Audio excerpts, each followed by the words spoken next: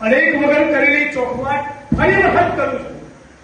જ્યારે દલિતોના વંચિતોના આત્મસન્માનની લડાઈની વાત આવશે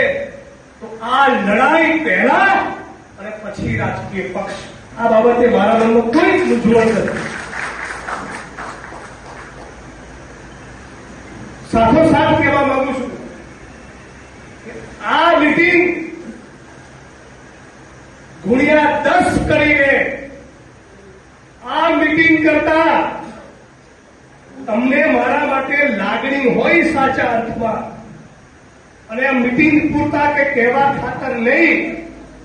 ખરેખર તમને લાગતું હોય કે તમારા પરિવારનો દીકરો, તમારા પરિવારનો ભાઈ એ સાચી નિષ્ઠાથી